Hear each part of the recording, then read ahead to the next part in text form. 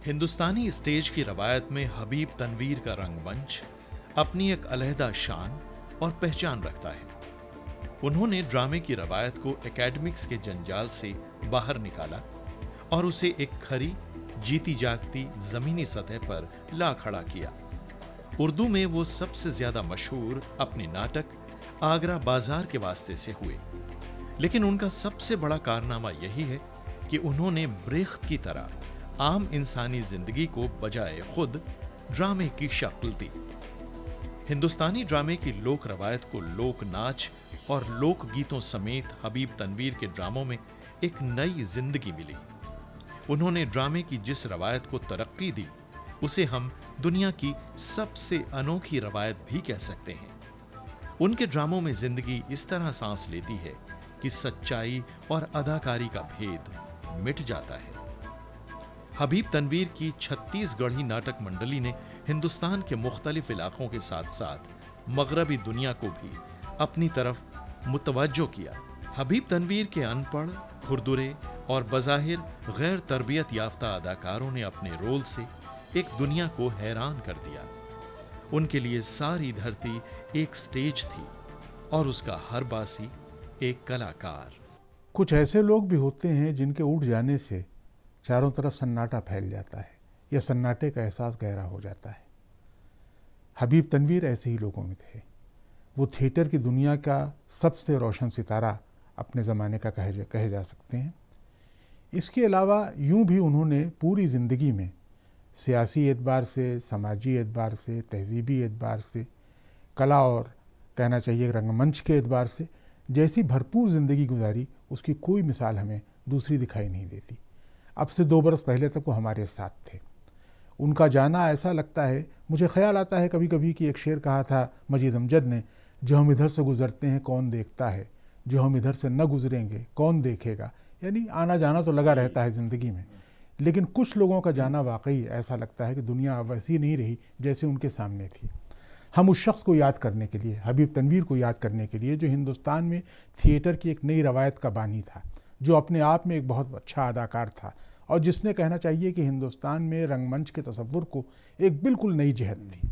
उसने ऐसे एक्टरों से काम लिया जो हर्फशनास भी नहीं थे, एक लफ्ज़ लिख पढ़ नहीं सकते थे, और उन लोगों को लेकर उसने यूरोप की सैर की और उन मुल्कों में गया जहाँ बहुत महज़्ज़ब लोगों ने खड़े होकर के तालियाँ बजा के उनका खैर मकदम किया। तो ये एक अजीब व गरीब ज़िंदगी थी। हबीब तनवीर के बारे में बातचीत करने के लिए इस वक्त हमारे साथ हैं अनीस आज़मी साहब, जो ख़ुद एक बहुत अच्छे अदाकार हैं, बहुत अच्छे एक्टर और बहुत अच्छे कहना चाहिए कि ड्रामे के पारख, इन दिनों उर्दू एकेडमी दिल्ली के सेक्रेटरी हैं। दूसरे हमारे साथ हैं हमारे दोस्त और उर्दू के बहुत ही नामवर मुदीर, अदीब, दानिश्वर प्रोफेसर असलम परवेज़ साहब। JNU जवाहरलाल नेहरू यूनिवर्सिटी में कभी पढ़ाते थे, वहाँ से सुबकदोश होने के बाद अब एक उर्दू का बहुत ही कहना चाहिए कि काबिल एहतराम जरीदा एडिट करते हैं उर्दू अदब के नाम से। तो हम अपनी गुफ्तगू असलम भाई आप ही से शुरू करते हैं कि इसलिए कि आपने भी किसी ज़माने में एक्टिंग से आपको भी दिलचस्पी रही हो, कुछ एक रवायत रही, और फिर ये कि आपने अनीस का भी पूरा कैरियर देखा है, तो हबीब तनवीर के हवाले से आपकी यादें क्या? साहब, हबीब तनवीर का सबसे पहला हवाला तो जो है मेरे साथ वो चुन्नू मियाँ का है, इसलिए कि मैं बचपन में 47 से पहले की बात कर रहा हूँ कि बच्चों का प्रोग्राम हुआ करता था रेडियो पर और उसको चुन्नू मियाँ जो है वो कंडक्ट किया करते थे। और बाद में मुझे बहुत अरसे बाद पता लगा कि ये चुन्नू मियाँ दरअसल हबीब तनवीर साहब थे। तो बच्चों का प्रोग्राम, वो इतना दिलचस्प प्रोग्राम था और हम इतने शौक़ से उस प्रोग्राम को सुनते थे। ये मैं बात बता रहा हूँ आपको 45, 46, 47 इन सालों की। तो वहाँ से चुन्नू मियाँ जो थे वो हमारे साथ थे। उसके बाद आगे चलकर जब ज़माना गुज़रा, हम भी कुछ बड़े हुए, यूनिवर्सिटी वगैरह में पढ़ाए, तो एक दफ़ा हबीब तनवीर साहब बहुत अरसे बाद हिंदुस्तान लौटे थे बाहर से और बहुत उनका जिक्र था। और उस ज़माने में मैं आईना में काम करता था, ज़ोहैन सारी उसको एडिट करते थे। तो वहाँ हबीब तनवीर पर ज़ोहैन सारी ने 1-2 मज़मून छापे थे और तब मुझे पता लगा कि ये हमारे पुराने चुन्नू मियाँ हैं जो अब हबीब तनवीर साहब हो गए हैं। तो ये तो मेरा उनसे पहला तारुफ़ है। अब उसके बाद उन्होंने पड़ाव डाला था एक ज़माने में JNU के पड़ोस में, बेर सराय में, और अजीब था साहब कि वो पूरा जो उनका ट्रुप था वो सब साथ रहते थे, सब साथ खाते पकाते थे और गाते बजाते थे। और वो चाहे जिसको पकड़ के उसके अलावा भी आगरा बाज़ार वाले अपने शो के अंदर ला के फिट कर लिया करते थे। मुझसे भी उन्होंने कहा कि तुम भी आओ और करना कुछ, लेकिन वो मुझे उस ज़माने में कुछ झिझक थी या कुछ टाइम भी नहीं था। तो लेकिन ये कि हमेशा मैंने अच्छा फिर उनको एक दफ़ा एक मुशायरे में बतौर शायर के भी मैंने देखा, तो वो शायर भी थे, ड्रामा निगार भी थे, ड्रामाकार भी थे, अदाकार भी थे। फिर गालिब सदी के ज़माने में जो उनके जो प्ले था और उन्होंने उसमें खुद एक्टिंग भी की थी गालिब की, तो मेरे बाद वाला, हाँ। तो ये सब है। और उसके बाद अब तो ये अनीस मियाँ जो हैं, ये तो खैर उन्होंने तो बहुत कुछ लिख डाला है, मैंने भी लिखवाया हबीब तनवीर पर अपने। मेरा ख्याल है कि हबीब तनवीर पर जो सबसे अच्छी तहरीरें छपी, मैंने देखा कि अंग्रेज़ी के रसालों में, हिंदी के अखबारों और रसालों में बहुत चीज़ें छपी। यानी यूरोप के बहुत से रहने वालों ने भी हबीब तनवीर को याद किया। उनकी एक यानी कहना चाहिए बेटी जो फ्रांस से में थी, उसने भी एक मजमून लिखा और हबीब तनवीर के बारे में। लेकिन जो सबसे अच्छी तहरीर में मुझे लगी वो आपका मजमून था और मुझे बहुत पसंद आया वो। और ज़ाहिर है कि उसके बाद तो ऐसा लगता है कि बाढ़ सी आ गई। देखिए हबीब तनवीर पर देखते देखते कोई 10-12 किताबें 2 साल के अंदर छप गईं। हबीब तनवीर की शायरी का भी इन्होंने जिक्र किया असलम भाई ने। मैंने हबीब तनवीर की ज़बान से एक बार एक नज़्म सुनी, साहब क्या अंदाज़ था उनके पढ़ने का। और ये नज़्म ऐसी जो मैं आप सबको सुनाना चाहता हूँ। रामनाथ ने जीवन पाया 60 साल या 61 साल, रामनाथ ने जीवन में कपड़े पहने कुल 600 गज, पगड़ी 5, जूते 15। रामनाथ ने अपने जीवन में 100 मन चावल खाया, फाके किए अनगिनत, शराब पी 200 बोतल, पूजा की 2000 बार। रामनाथ ने अपने जीवन में धरती नापी, कुल जुमला 65,000 मील। 100 या 15 साल प्यार की रातें उसे मिली 2-2.5 हज़ार। उसके जीवन में आई बीबी के सिवा कुल 5 औरतें, एक के साथ 50 की उम्र में प्यार किया 9 साल। 70 फीट कटवाए बाल, 17 फीट नाखून, रुपया कमाया 10,000 या 11। कुछ रुपया मित्रों को दिया, कुछ मंदिर को, और छोड़ा कुल 8 रुपये 19 नए पैसे का कर्ज। बस ये गिनती रामनाथ का जीवन है। इसमें नहीं शामिल चिता की लकड़ी, तेल, कफन, तिरही का भोजन। रामनाथ बहुत हंसमुख था। उसने पाया एक संतुष्ट सुखी जीवन। चोरी कभी न की, कभी कभार अलबत्ता कह देता था बीबी से झूठ। गाली दी 2-3 महीने में एक आध। एक चींटी भी नहीं मारी, बच्चे छोड़े 7। भूल चुके हैं गांव के सब लोग अब उसकी हर बात। रामनाथ। अच्छा, और ये नज़्म जब हबीब तनवीर साहब पढ़ते थे तो उनकी आवाज़ में जो गुनगुनाहट थी और जिस तरीके से लहक करके वो नज़्म सुनाया करते थे अदा कर, तो अनीस आपने तो बहुत करीब से देखा उनको, हबीब तनवीर, कुछ यादें उनकी ताज़ा करें। हाँ डॉक्टर साहब, मैं तो असल में मद्दाह था उनका और उनके साथ मेरे कई इंटरव्यूज़ भी थे। और चूँकि सहमत से भी मेरा ताल्लुक़ था, हबीब साहब उसमें जुड़े, तो मैंने एक रंग उनका वो भी देखा है। अयोध्या में डिमोलिशन के बाद जो प्रोटेस्ट मार्च हुई थी, 2000 इंटेलेक्चुअल्स का पूरा एक जत्था वहाँ 3 दिन 3 रातें था सरजू के किनारे, वहाँ भी एक रूप उनका देखा है। हबीब साहब बहुत अच्छे एक्टर थे, बहुत अच्छे ड्रामा निगार थे, बहुत अच्छे हिदायतकार थे। म्यूज़िक का जो सेंस था, म्यूज़िक कंपोज़र, मेरे ख़्याल से हिंदुस्तान के अंदर थिएटर में बीवी करन तो हबीब तनवीर के अलावा कोई और नाम नहीं सोचता। ये दोनों में से कौन बड़ा था ये आज तक कोई फैसला नहीं कर पाया है, दोनों ही थे। और ख़ास तौर से जो फोक ट्रेडिशंस हमारी हैं, ट्राइबल्स जो ट्रेडिशंस हैं, उस पर मतलब कोई भी डांस हो, उस डांस के बारे में इतनी तफसील से फ़ौरन ही बात करना शुरू कर देते थे। लगता है कि आज ही इन्होंने पूरी रिसर्च कंप्लीट की है। इतना उनको मज़ा आता था, उबूर था। और ये जो रामनाथ की आपने पढ़ा, इसके सारे के सारे एक्टर्स, फिदाबाई से लेकर वो दीपक तक, उनको इतने अजीज़ थे, इतने कंसर्न, इतना ग्रेट आर्टिस्ट, इतना बड़ा आज इंसान। एटनबरा अवार्ड जिसको मिला हो, दुनिया का सबसे बड़ा थिएटर का अवार्ड, चरणदास चोर। अच्छा, हबीब साहब में चूँकि बहुत अच्छा, असलम साहब ने बच्चों के जब प्लेस की बात की तो उन्होंने शुरुआत जब की थी, डॉक्टर साहब यहाँ पर आए थे, बच्चों का प्ले था आगरा बाज़ार जामिया के अंदर 1954 में। और जब उनको कहा गया था, वो नज़ीर कहानी नज़ीर की ज़बानी के नाम से अतहर परवेज़ साहब कर रहे थे। ये 3 दिन पहले पहुँचे बम्बई से। अतहर ने कहा मेरी मदद करो, तुम मेरे यार हो। और वो कुछ ऐसा पॉलिश किया कि जब जामिया में लोगों ने उसको देखा, जिसमें जाकिर साहब थे, ये मुजीब साहब थे और काफ़ी कुसिया जैदी थी, तो हैरान रह गए कि कुसिया जैदी जी थी, वो ऑडियंस में थी। तो ये लोग यकीन नहीं आया कि ये प्ले जामिया के बच्चे इतना प्रोफेशनली कैसे कर सकते हैं।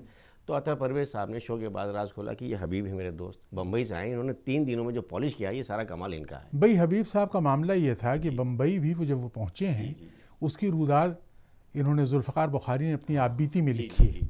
और ऐसा दिलचस्प वाक़या है, ये लिखा है उन्होंने कि एक दिन वो सुबह सुबह फुटपाथ से गुजर रहे थे किसी, तो एक गट्ठर बना हुआ एक शख्स तिरपाल ओढ़े हुए पड़ा हुआ था, उससे ये टकरा गए।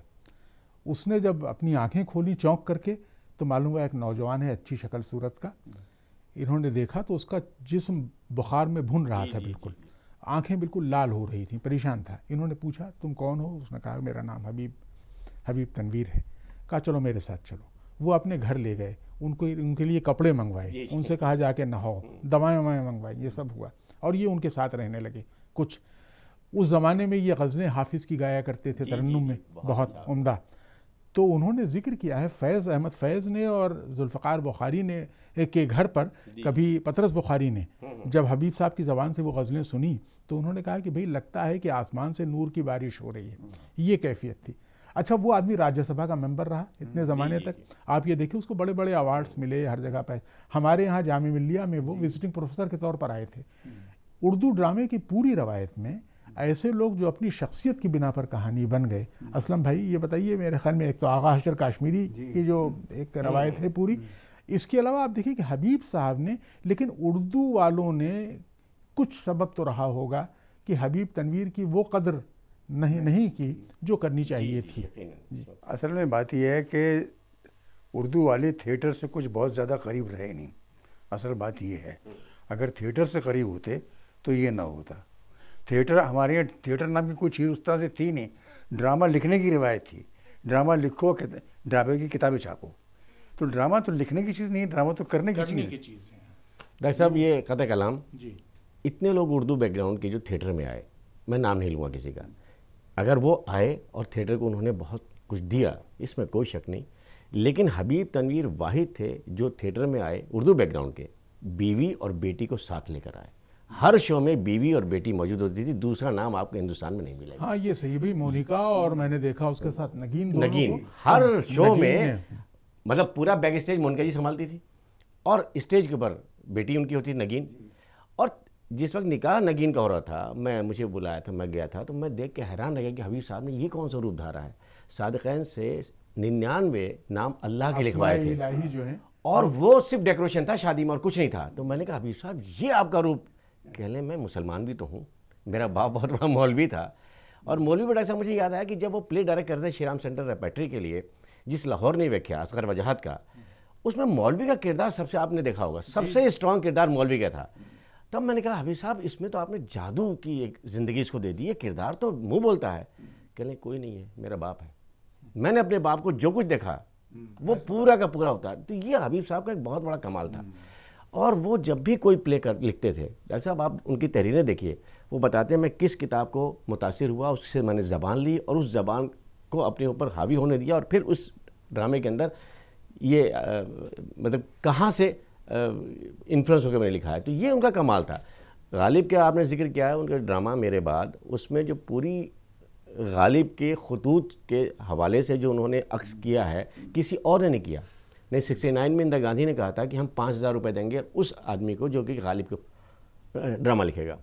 9 लोगों ने लिखा और इनका जो प्ले था वो अजीब किस्सा है कि मेरे बाद प्ले एक शो हुआ है 69 में गालिब सेंटरी पे और उसके बाद आज तक नहीं हुआ, क्योंकि हबीब साहब जोश में लिखना शुरू किया तो 6.5 घंटे का लिख गए। हबीब साहब का कारनामा यह है कि उन्होंने अदाकारी उन लोगों से करवाई जो ज़िंदगी इस तरह गुजारते थे कि आज लोग देखें तो समझेंगे कि ये तो अदाकार कभी बन ही नहीं सकते। यानी ऐसे लोग जो अनपढ़ हैं, गंवार हैं, छोटे छोटे काम करने वाले, झारखंड के और रायपुर के आसपास के जंगल, छत्तीसगढ़ के जंगलों में रहने वाले, जिनकी अब उनमें एक फिल्मी अदाकार भी बन गया। पीपली लाइव में जो आया एक मरकजी किरदार के तौर पर, उस अदाकार बन करके आया। उन्होंने ऐसी यानी अदाकाराएँ वो ले आए कि जिनके यहाँ जो स्क्रॉल संगीत नाटक एकेडमी का, उस पर वो दस्तखत नहीं कर सकती थी, जो उनको पेश किया गया उस पर अंगूठे का निशान लगाया उन्होंने। लेकिन ये क्या जादू था उनका। हबीब साहब का मामला ये था कि क्योंकि ट्रुप ज़्यादातर अपने घर से नहीं आता था, वो तो उनके साथ फैमिली की तरह रहता था, तो वो ड्रामा जो था वो उनका एक ज़िंदगी का बिहेवियर था। वो ये इस बात के कॉन्शियस थे नहीं कि वो एक्टिंग कर रहे हैं, but they used to live the drama. मतलब ये कि वो ड्रामे को जीते थे। तो अभी यहाँ जी रहे हैं, जाके स्टेज पे भी उसी तरह से जीना शुरू कर दिया। तो तो इसलिए मेरे ख्याल है उनको उतनी ज़्यादा मशक्क़त नहीं करनी पड़ती थी, क्योंकि ड्रामा उनके वजूद के अंदर वो इस तरह साथ रहकर उनके हर वक्त के पेवर्स कर दिया करते थे कि चाहे वो वहाँ बैठे हुए खाना पका रहे हों बेरसराय के अपने वो विलेज टाउन में, या ये है कि स्टेज पर हों, उसमें कोई ज़्यादा फ़र्क नहीं था। मैंने तो ये देखा तमाशा कि ये जो आपका थिएटर है यहाँ पर मंडी हाउस में मिट्टी की गाड़ी हो रहा था, लाइट चली गई, हाउस फुल था साहब, कोई शख्स जो वहाँ से उठा हो कैंडल्स लेकर आ गया, पैनल्स के अंदर लोग कैंडल लेकर खड़े हो गए और कैंडल लाइट में वो प्ले चलता रहा और कोई नहीं उठा और प्ले चलता रहा। नहीं, जादूगर तो थे। मैंने तो देखिए उनके जो ड्रामे देखे हबीब साहब को अदाकारी करते, मिट्टी की गाड़ी, राजा रक्त, आखिरी ड्रामा उनका जामिया में हुआ था, राजा रक्त देखा था। इसके अलावा ये चचा शोहरत और फिर ये आगरा बाजार जो है, ज़ाहिर कि वो तो था ही। इन सब में हबीब साहब जिस तरह दिखाई देते थे वो अपने साथियों से मुख्तलिफ कभी नज़र नहीं आए। आपकी नज़र में ये बताइए कि उनके जो ब्रेख्तियन थिएटर की रवायत जिससे उनको बहुत दिलचस्पी थी, उसको हिंदुस्तान में आम करने में क्या रोल रहा उनका? सबसे बड़ा, सबसे अहम रोल जो है एपिक थिएटर का, वो हबीब साहब ही है। हबीब साहब तो राडा में पढ़ने गए थे इंग्लैंड में, royal academy of dramatic arts. वहाँ से जल्दी से भाग गया क्योंकि वहाँ अंग्रेजी पढ़ाने को कहा गया। उनके भाई अंग्रेजी पढ़ने थोड़ा है, मैं तो ड्रामा पढ़ने में। बहरहाल बगावत की पहली शुरुआत वहाँ से होती है और जर्मनी आए और बर्लिन असेंबलियर में घूमते रहे। ब्रेख्त से मुलाकात नहीं हुई। ब्रेख्त के 3 प्लेस देखे, अब होगी और ब्रेख्त उसी दरमियान में जो है खुदा को प्यारे हो गए। लेकिन उससे इतने मुतासिर हुए कि हम ड्रामा देख रहे हैं, हमें मालूम होना चाहिए कि हम ड्रामा देख रहे हैं। ऑडियंस को वो जो फन था कि हम मुतासिर, मतलब इतने ज़्यादा इन्वॉल्व हो जाते हैं, इतने जज्बाती हो जाते हैं, ये नहीं होना चाहिए। ब्रेख्त बार बार रोकता है कि mind things, this is play, आप इतने जज्बाती मत। तो वो चीज़ यहाँ लेकर आए। हबीब साहब का सबसे बड़ा सब कंट्रीब्यूशन एक और बहुत बड़ा है कि उन्होंने यहाँ एक्टर्स, डायरेक्टर्स की मीडिया कहलाता है ये, कि डायरेक्टर जो है आदमी को कहता था मैं कुर्सी बनना, ये मेज़ बनना, तो कुर्सी बनो, मुझे कुछ नहीं चाहिए। हबीब साहब ने एक्टर को पूरी लिबर्टी दी है, क्या कर सकते हो, तुम्हारी आवाज़ में, तुम्हारे जिस्म में, तुम्हारे वाइब्रेशन, जो कर सकते हो करके दिखाओ और निकालो और कोशिश करो। और उनके प्लेस को देखिए, अगर आप गौर से देखें, अगर आपने एक शो देखा, उसी शो को 4 साल बाद या 2 साल बाद या 2 महीने बाद देखेंगे, आपको फ़र्क नज़र आएगा। ये जो ताकत थी हबीब साहब में, किसी डायरेक्टर में इतनी हिम्मत नहीं थी जो हबीब साहब में थी। एक्टर को कहते थे तुमको जिंदा रहना है स्टेज पे, मुझे नहीं रहना है, मैं तुम्हें समझा दिया। अच्छा, वो डायलॉग नहीं बताया करते थे, ये भी एक कमाल की बात है।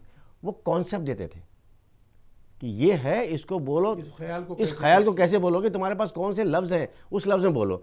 ये कभी होता है थिएटर में? हमने तो नहीं देखा, ये हबीब साहब में ही था।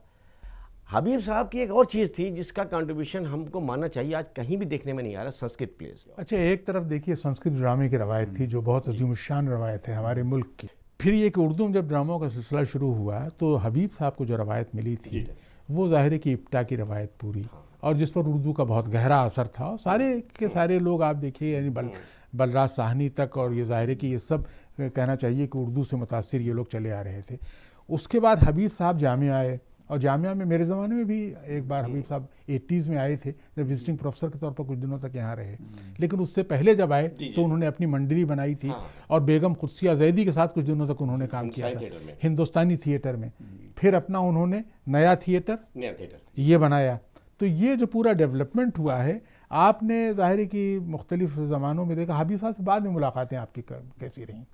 बाद में तो बहुत हमारी कमी रही मुलाकातें ऐसे सच बहुत तफसीली तो कभी नहीं हुई। दूर से उनको ज़्यादा देखा, करीब से कम देखा, लेकिन देखते रहे उनको और बस लुत्फ़ लेते रहे। साहब एक शख्स लेकिन जामिया में हबीब साहब के दोस्त और मेरे दोस्त, मुश्तरका दोस्त हबीब तनवीर साहब, जिनकी ये किताब है, जिनकी ये तस्वीर लगी हुई है। हबीब साहब से ऐसी दोस्तियाँ भी मैंने कम देखी। मसूदुल हक साहब ने 80 साल की उम्र में अपने आप को हबीब साहब के लिए वक्फ कर दिया था। सुबह से शाम तक मैं देखता था मेज़ पर झुके हुए ये हबीब साहब के मसविदे दुरुस्त करते रहते थे, उन पर किताबें तरतीब, और ये किताब, इसके अलावा 2 और किताबें, फिर हबीब साहब की आत्मकथा आप बीती उनकी, उसको अरेंज कर रहे थे। एक कॉफ़ी टेबल बुक जो हमारे और मसूद भाई के दोस्त हिंदुस्तान के मशहूर मुसव्विर परमजीत सिंह जो छपवाना चाहते हैं, और गालबन तैयारी हो गई है उसकी, वो तैयार कराई उन्होंने। और ये सारा काम तो मसूदुल हक साहब ने, उनका बहुत कहना चाहिए कि हबीब तनवीर साहब की सारी चीज़ें। अब जब ये चीज़ें सामने आई तो ये भी ख्याल आता है कि हबीब तनवीर का कमिटमेंट कितना गहरा ज़िंदगी से था। मैंने वो दौर भी उनका देखा जब वो भारत भवन से जुड़ गए थे। एक बार जाना हुआ था मुझे वहाँ भोपाल, तो हबीब साहब के घर भी देखने का इत्तेफाक हुआ वहाँ पर। तो ज़ाहिर है कि हबीब साहब ने पूरी ज़िंदगी एक ऐसे अदीब के तौर पर गुजारी जो सिर्फ अदीब नहीं होता और जो समझता है कि अदब से हमारे तकाजे जो होते हैं वो सिर्फ अदबी या फ़नी नहीं होते, आर्टिस्टिक नहीं होते, बल्कि मसला ये है कि अदब से बड़ी चीज़ ज़िंदगी है और ज़िंदगी का बहरहाल अदब किसी न किसी शक्ल में ताबे होता है। तो ये उनका कारनामा बहुत अजीब है। अब आप लोग उनके सिलसिले में, उनकी तहरीरों को आगे बढ़ाने के सिलसिले में, उस रवायत को आगे बढ़ाने कुछ कर रहे हैं क्या? नहीं, काफ़ी हो रहा है। देखिए, हबीब तनवीर के बारे में आज भी ये कहा जाता है कि अगर आपको 2 साल का कोर्स करना है लखनऊ में भारतीय हिंदू अकेडमी में, या 3 साल का नेशनल स्कूल ऑफ ड्रामा में करना है, अगर आपने 1 साल हबीब साहब के साथ गुजारे हों, उस वक्त कहा जाता था, विवेकानंद कहा था, तो फिर आपको किसी डिग्री की, किसी डिप्लोमे की ज़रूरत नहीं है। ये सुबह से शाम तक जो इनके साथ देखिए क्या होता है। मैंने हबीब साहब का एक और रूप देखा था, ऐसा मुझे याद आ रहा है कि जब इनको 75 साल पूरे हो गए और मध्य प्रदेश सरकार ने इनको एक सबसे बड़े 7 दिन का एक ऑनर किया था कि 7 दिन तक हबीब की फिल्में चलेंगी, नाटक चलेंगे, सेमिनार होगा और हिंदुस्तान की हर ज़बान में एक पेपर पढ़ा जाएगा। तो गवर्नर मौजूद थे, चीफ मिनिस्टर मौजूद थे, और जब इनको अवार्ड देने की बात आई तो हुआ किसी सियासी आदमी के हाथ नहीं होगा, किसी थिएटर के आदमी को। तो बीवी कारण साहब को बुलाया गया, नेशनल स्कूल ऑफ ड्रामा के डायरेक्टर, और दोनों एक दूसरे, दोनों वो जब ये अवार्ड देने आए तो कारण साहब ने को अवार्ड दिया कि आप इनको दीजिए एजुकेशन मिनिस्टर ने, तो उन्होंने पकड़ा दिया और जाके हबीब तनवीर के पैर छुए और फिर उनको अवार्ड दिया। तो हबीब तनवीर ने अवार्ड लेके उसको पकड़ाया, लड़की जो बराबर खड़ी थी, और उनके पैर छुए और उनको अपनी शाल पहना दी। सब लोग खड़े हो गए और मेरे ख्याल से कितनी देर तक तालियां बजी हैं। ये कि कौन बड़ा है कि कोई बड़ा नहीं है, फन बड़ा है। तो हबीब साहब का मामला ये है कि हबीब साहब की पूरी शख्सियत भी हमसे तकाजा इस बात का, उनको बिल्कुल परवाह नहीं थी किसी बात की कि उनको किस तरह पहचाना जाए, किस तरह उनके काम का एतराफ़ किया जाए। अदाकारा होता है। मुझे ये बताइए कि आगा हशर काश्मीरी, उसके बाद एकदम हबीब तनवीर, इस बीच में क्या इतना बड़ा कोई और माइलस्टोन है? अब इस बीच में देखिए, इम्तियाज़ अली ताज का अनारकली बहुत मशहूर हुआ, हकीम अहमद शुजा के ड्रामे बहुत मशहूर हुए जिसमें बहरहाल ये कि चले। फिर उसके बाद हमारे यहाँ ज़ाहिर है कि फ़िल्म और टेलीविज़न के आने के बाद रेडियाई ड्रामा और फिल्म का ड्रामा और टेलीविज़न ड्रामा, टेली ड्रामा, इसकी रवायत बन गई।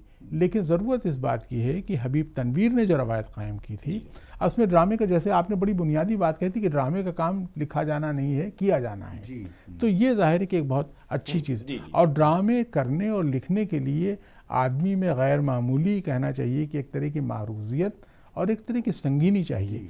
मोहसिन अस्करी ने एक जुमला लिखा है कि ड्रामा उसी ज़बान में अच्छा लिखा जाता है जिसमें लिखने वाला ज़िंदगी की बुल अजबी, ज़िंदगी के दुखों को उस तरह से देख सके जैसे कुत्ते की लड़ाई हो रही हो, लोग देख, यानी गोया कि मतलब ये कि आदमी, कहना चाहिए कि एक बहुत अजीब गरीब परेशान करने वाली चीज़ होती है। तो ये एक पूरा एक वो हो जाए हमारे। जो नज़्म आपने सुनाई थी अभी, मैं कहता हूँ ये ना उर्दू में ना हिंदी में, तो ड्रामे की ज़बान में है, वो है उनकी सारी थिएटर की ज़बान। इस तरह की और नज़में भी हैं उन्होंने, बेशुमार नज़में, हबीब बेशुमार तनवीर ने जो अपने घर का नक्शा खींचा है एक नज़्म में, एक नज़्म उनकी अमरूद का पेड़ है। लेकिन अजीब बात है कि जब गज़ल कहते तो बड़े रवायती अंदाज की, मुझे वो कभी अपने अशार सुनाते थे तो मैं उनकी शायरी का बहुत कायल नहीं था। नज़में मुझे अच्छी लगती थी लेकिन गज़लें मुझे कभी बहुत ज़्यादा उनके बारे में वो नहीं हुई। लेकिन मुझे ये ख्याल ज़रूर आता है कि एक शख्स ने पूरी ज़िंदगी एक मिशन के साथ गुजार दी। तो हबीब साहब का मसला ये है कि उन्होंने ज़िंदगी बहुत भरपूर गुजारी, आखिर तक अपनी इंफरादियत तो उन्होंने आज नहीं आने दी। और बहरहाल हमारे ज़माने में बहुत से अच्छे लिखने वाले हैं हबीब साहब, कॉन्टेम्प्रेरीज़ में, उनके मासरीन में, लेकिन उनमें कोई हबीब नहीं है। उसकी वजह से डॉक्टर साहब कि आप जो मुकाबला मुआवजा हम करते हैं आगा शाह काश्मीरी से हबीब तनवीर तक के दरमियान में, तो कोई खड़ा भी नहीं हो सकता। वजह ये थी कि हबीब साहब ड्रामा निगार नहीं थे, सिर्फ अदाकार नहीं थे, सिर्फ हिदायतकार नहीं थे। मतलब कौन सा ऐसी सिंफ है ड्रामे की वो जो पकड़ रहा हूँ, मतलब कॉस्ट्यूम पे, सेट डिज़ाइन पर, लाइट डिज़ाइन पर, वो जो जिस तरह से बात करते थे उनके आज नज़ीर में पढ़ाया जाता है कि सेट कैसे डिज़ाइन किए उन्होंने। आगरा बाज़ार में 2 मंजिला सेट बना देना, एक तवायफ का कोठा, नीचे बाज़ार और उसके बाद फुटपाथ। ये हबीब साहब ही इतने 12 बाई 18 के उसमें पूरी दुनिया कायनात साबित कर देना, और चलता फिरता हुआ बाज़ार, और उसमें एक किनारे पतंग फरोश है, दूसरे किनारे पे कुतुब फरोश है। ये जो उन्होंने कर दिया था 18 फीट के एरिए में, ये एडिनबरा में लोग पढ़ाया करते हैं कि हबीब साहब का सेट डिज़ाइनिंग देखिए आप। और जहाँ उनको सेट नहीं चाहिए, चरणदास चोर पूरी दुनिया में घुमा बगैर सेट के। सिर्फ जिस्म जो है वो एक्टर का वो सुप्रीम पावर होता है जब वो परफॉर्म कर रहा होता है, वो उन्होंने साबित कर दिया उससे। भाई 75 साल की उम्र में मैंने हबीब साहब को एक्टिंग करते हुए देखा, दुबले पतले, खासे कमज़ोर लगते थे, लेकिन जो एनर्जी थी उनके अंदर, जो आग भरी हुई थी, वो उस वक्त भी जाहिर होती थी। तो उन्होंने तो कहना चाहिए कि एक ऐसी रवायत कायम की है जो हमारी ड्रामे की रवायत के लिए, और ख़ास तौर पर उर्दू में ड्रामे की पूरी रवायत जो है उसको वसअत देने की इतनी गुंजाइशें हैं कि ज़ाहिर है कि कोई दूसरा वसीला हमें नहीं दिखाई देता। बहरहाल बहुत दिलचस्प बातें हबीब साहब की, उनके किस्से बहुत से याद आ रहे हैं, लेकिन इस वक्त बहरहाल हमने उन्हें थोड़ी देर आप लोगों की मदद से याद किया। बहुत बहुत आप लोगों का शुक्रिया। अनीस साहब, असलम भाई, बहुत शुक्रिया।